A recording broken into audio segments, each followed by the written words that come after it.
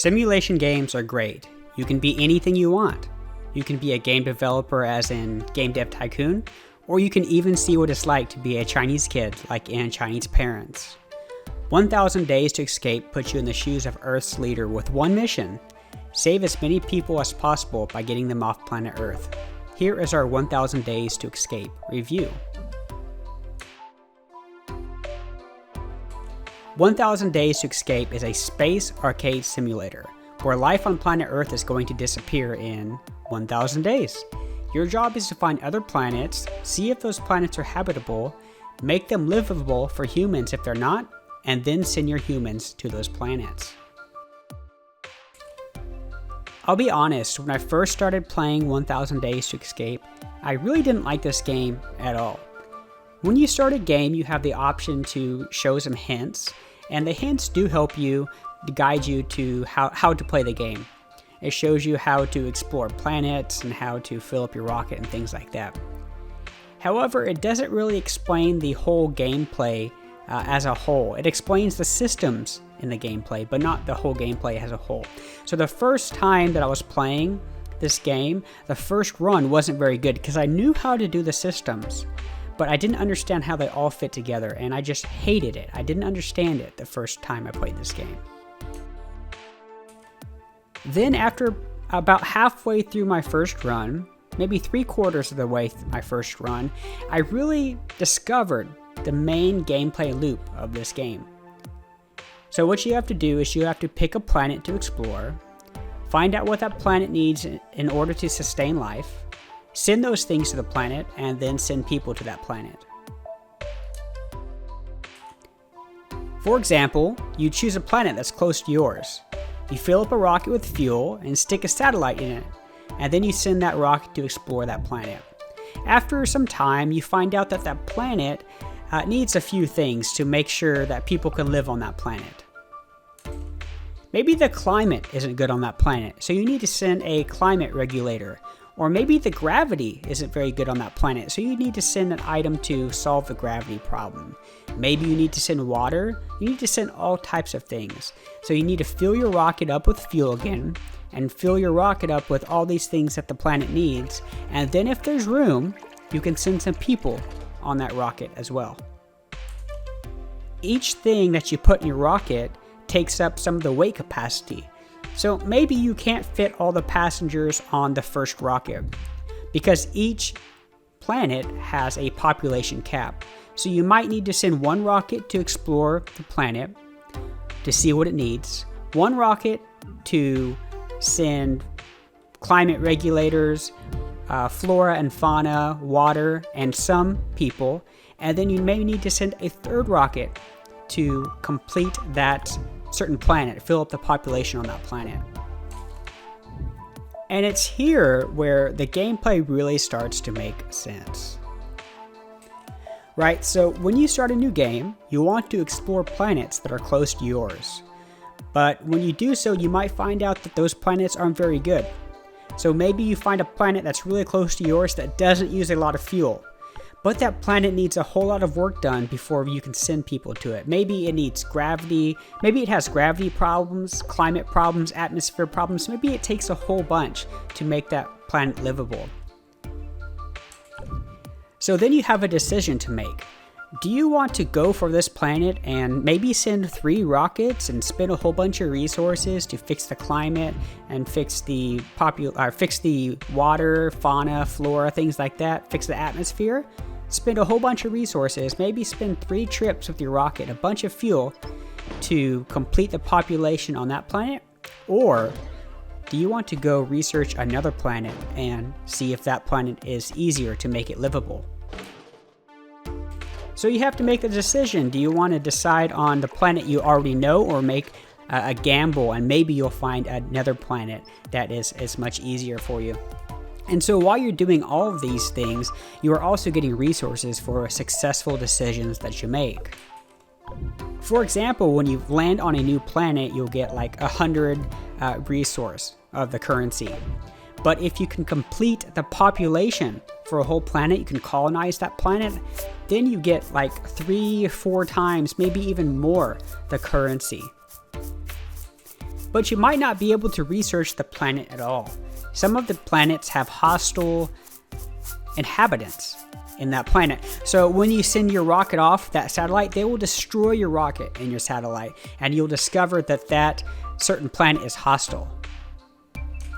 So you can't send normal people to that planet. What you'll have to do is you'll have to send warriors to that planet to take over that planet, essentially. So you have another decision to make.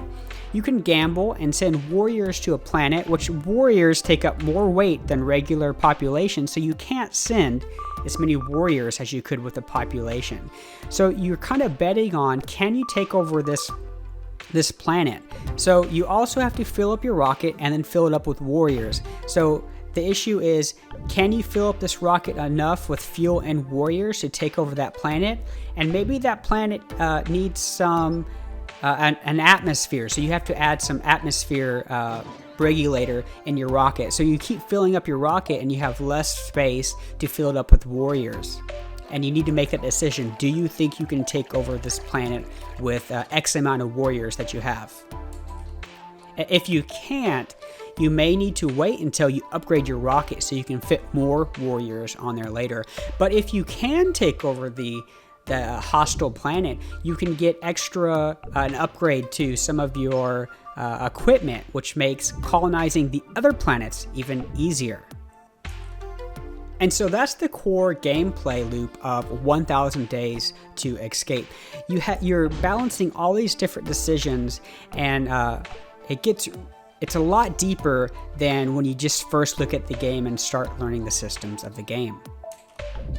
So should you get 1000 Days to Escape? I played through a few runs or a few games of 1000 Days to Escape, and each one lasted around 40 minutes. On this channel, I actually have a full run of one of my runs on this game, and it lasted around 40 minutes. So there's an online leaderboard, but besides that, there's not a whole lot of replay value. Now, after getting to the point where I can save my entire population, the game would essentially turn into having a time attack mode, seeing how quickly I can get all of my people off the planet. So there's some variation when you play through a new game. So you start off in a different starting area. So it's not the same game every time. So you do have a chance to figure out how to min and max each new playthrough with whatever you're starting out with, like the new area you're starting out with. So it's not the same exact gameplay it's the same exact gameplay each time, but you start off slightly different for each time. So you're doing essentially a time attack mode once you figure out how to min and max all of these systems in the game. You're trying to get all the people off off planet Earth in the fastest time as you possibly can. So there's an online scoreboard showing you who can get the most people off as fast as possible. And I can see that being really fun for people. If you need to be number one on the scoreboard, you can try to min and max your run so you get all the people off planet Earth as fast as possible. But for me personally, that really doesn't sound very appealing. Once I played the second run of this game, I almost got all of my people off planet Earth. It felt like it's not like I beat the game, but I finally figured out the game. My third run, I made some mistakes and did worse, but I think if I did a few more runs, I could eventually get all of my people off the planet Earth. And after doing so, I don't think I have a whole lot of desire to keep playing the game and trying to get my score better and better each time. There is one point I want to point out real quick, and that is this game does not have a controller support. So whenever I play a PC game, the first thing I do is try to play it with a controller. Now, this is a very UI-driven game, which requires a lot of clicking menus, right? So all you're doing is using your mouse in this game. There are a few mouse movements that would be kind of weird if you had to do them with a controller, such as like shaking your people into the rocket. That would be kind of weird if you had to use a controller to do that. But maybe I'm just a PC casual, but 10 times out of 10, if I have the chance, I will pick a controller over keyboard and a mouse because I cannot sit on my couch and use a keyboard and mouse, but I can with a controller. So I don't think it's too much to ask if the devs could just map all the mouse movements to like one analog stick on an Xbox 360 controller so I can sit on my couch and play this game. I guarantee you, if that was a option to play this game, I would get probably 1, 2, maybe 3 more runs out of this game. I would really increase the amount of time that I would play this game if I could sit somewhere else besides just sitting at my computer playing this game. Alright, so should you get this game? So like I said, I absolutely hated this game during my first playthrough, but on my second playthrough, I really got into the groove and had a blast. On my third playthrough was very similar to my second playthrough. I was making quick decisions while my days left counter was ticking away, and during my second and third playthroughs, I really felt like I was playing a really fast-paced, real-time strategy game. I had all these things in the back of my mind thinking of what I was currently researching, what planets were available to me, what were those, if I've already researched planets, what do they need? Do I have a good enough equipment to easily colonize those planets? If not, what other planets are available? I had all these different decisions going on inside my brain while I was playing my second and third runs, and it was actually getting pretty stressful. It was a completely different experience than my first run with this game. So I think if you like simulation games and you have the patience to learn the systems in this game, I think you can get a few hours of fun out of this game.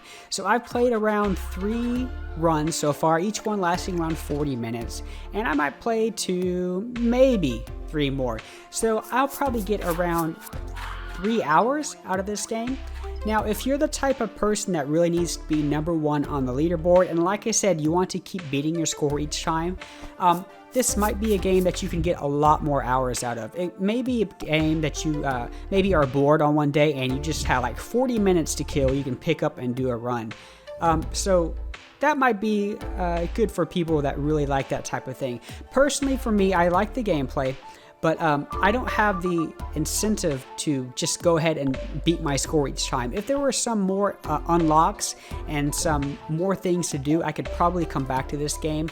But if replaying the game just gives me the chance to improve my score, I really don't have an incentive to do that.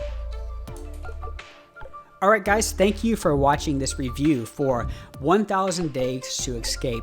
If you like this video and you want to see some gameplay from 1000 Days to Escape on this channel, hopefully I'm going to put a video right here showing the video where I have a full run, a 40-minute run of 1000 Days to Escape. If you like these videos, go ahead and subscribe to this channel. This channel is, of course, very small, so every single subscription and view and like and comment really means a lot to me and can really help me out in the future for getting access to new and upcoming games. So thanks guys, and I'll see you guys later.